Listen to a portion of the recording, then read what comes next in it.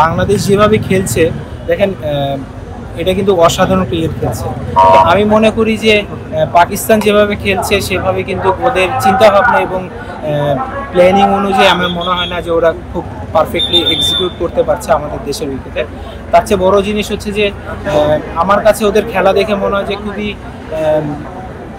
যে আমরা জিতে যাব বা খুব সহজে জিতবো, জিনিসটা এমন আমার কাছে ওদের খেলা ধরন দেখে মনে হচ্ছে। বাট আমি মনে করি যে বাংলাদেশ তিনটা ডিপার্টমেন্টে খুবই বিউটিফুল কন্ট্রিবিউট করেছে প্রত্যেকটা প্লেয়ার। মিরপুরে উইকেট এটা আসলে কেউই বলতে পারে না যে কখন কি বিহেভ করবে, হ্যাঁ, টু বি অনেস্ট। বাট তারপরও আমি মনে করি যে এটা খুবই অসাধারণ অ্যাচিভমেন্ট। আপনি যেটা বললেন যে আমরা 100টা প্লাস হয়ে গেছে, যে আমরা 6 মেরেছি, এটা ব্রিলিয়ান্ট অ্যাচিভমেন্ট। বাট যারা যারা এই কন্ট্রিবিউটটা করেছে তাদেরকে আপনি সিরিয়াসলি মানে ধন্যবাদ দেওয়া ছাড়া আর কোনো উপায় নেই।